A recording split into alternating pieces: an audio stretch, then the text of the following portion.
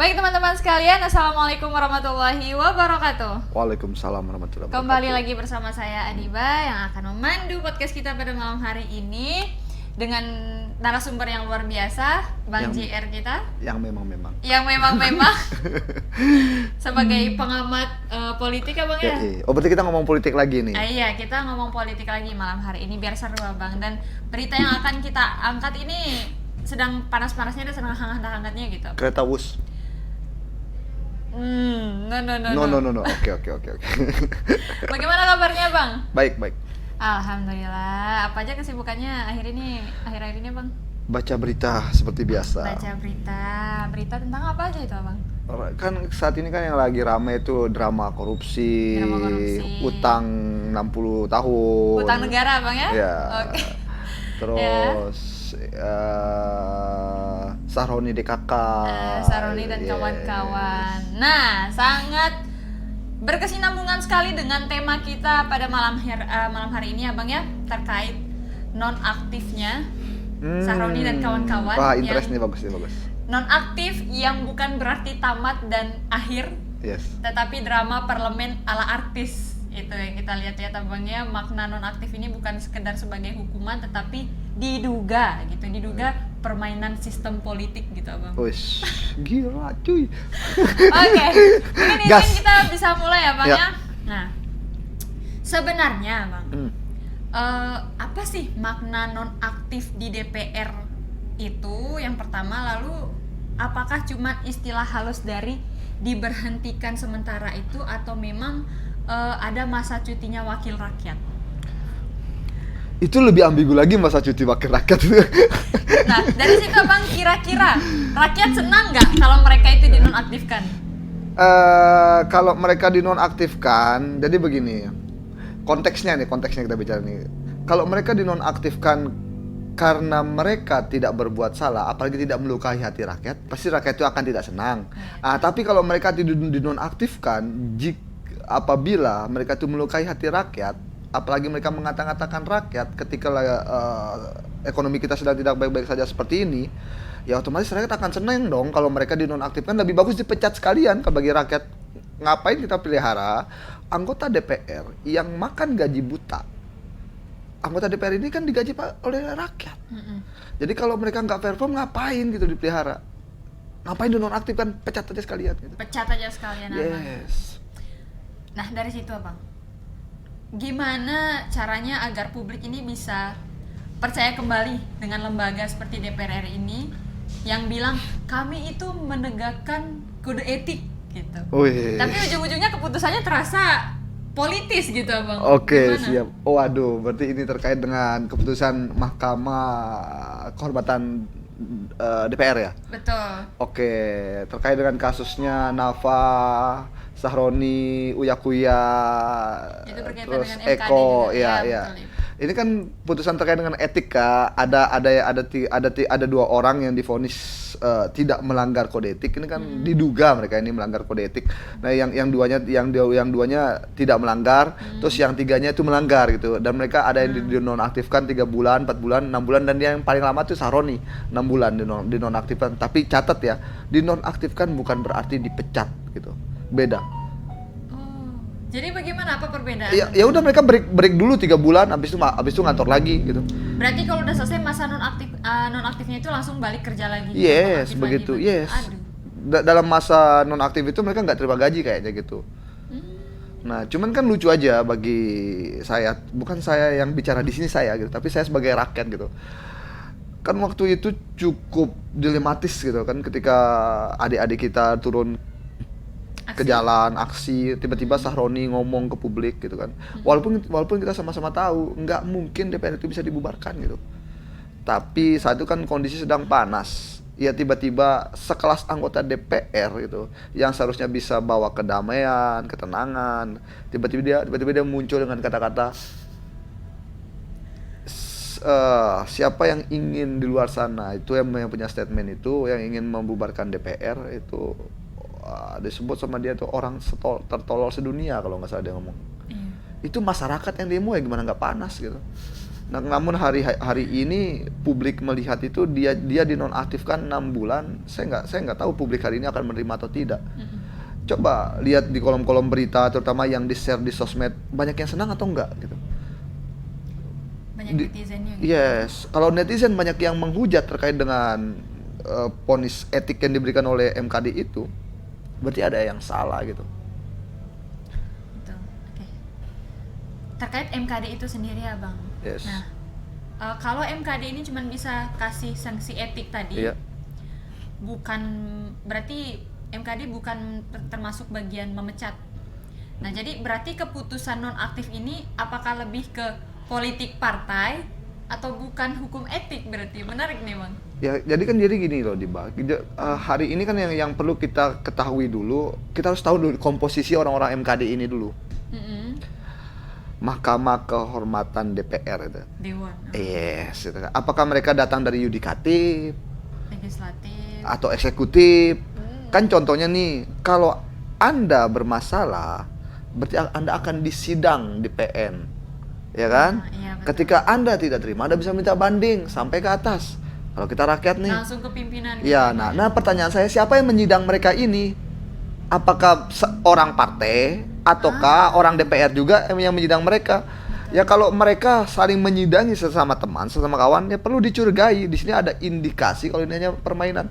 Tetapi kalau yang menyidangi mereka tuh terkait dengan dugaan pelanggaran etik itu adalah dari non parlemen, ya mungkin publik bisa percaya dengan hasil yang diberikan hari ini gitu Diba. Tapi kalau sesama mereka bisa jadi toh ada dugaan, ada permainan di bawah meja, bisik-bisik di belakang. Ngomong-ngomong terkait tentang main di belakang ini ya. Aduh, disambung ya. Menurut Abang nih, jadi bagaimana langkah MKD ini? Apakah berkaitan atau bekerja sama dengan atau lembaga DPR itu sendiri yang bisa dibilang mereka ini termasuk mengambil keputusan dengan tegas atau justru setengah hati ya Bang? Ya kan ini bagus pertanyaannya, tapi Abang balikin lagi ke. Soalnya itu mereka nggak dipecat. Iya, gitu. Ya karena ya nanti Abang jawab tapi aja. juga nggak aktif gitu Ya. Bang. Gimana, Bang? Ini apa namanya, non aktif tapi aktif gitu kan. Iya. Jadi gini, Abang akan coba jawabnya. Apakah ini sudah benar-benar apa yang terbaik ya yang diberikan oleh MKD? Apa jangan-jangan MKD ini hanya komposisi dari elit-elit partai politik gitu kan? Ya kan kita kembali lagi di komposisinya. Kalau komposisinya itu hanya orang-orang fraksi partai dalam MKD, ya ini hanya jadi bisik-bisik antar teman. Fiktif di belakang. Iya, bisa kita curigai ke arah fiktif dan besar kemungkinan ini ada unsur permainan di belakang. Kalau ini memang benar teman yang mengadali teman, ya kan? Teman mana sih yang netral gitu? Emang ada teman yang nggak punya teman Diba? Enggak juga. Oke, Eko dan Uya ini termasuk kalangan artis. Ya. Kalau kasus ini menimpa anggota DPR yang bukan kalangan artis, apakah kasus ini bakal seviral ini gitu Abang? Ini cari propaganda sih. Sebenarnya viral nggak viral tergantung Diba ya. Kan kalau biasanya itu kan kalau ada dalam teori propaganda ilmu konspirasi lah. Iya. Kasus itu akan muncul, terutama kasus artis itu akan dimunculkan ke publik untuk menutupi isu gitu. Betul. Iya kan. Setuju banget Abang. Sekarang pertanyaan saya, apakah kalau yang bukan artis itu akan se-wow ini? Saya rasa enggak. Betul. Dan Abang juga curiga. Ada kasus lain Abang ya? Yes. Karena ini kan artis semua nih. Eko artis. Sahroni itu artis loh. Iya, Sahroni, Uya, Nafa. Itu artis itu.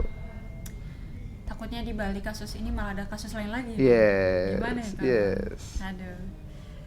Nah, dari beberapa orang dan artis yang sudah viral ini Abang.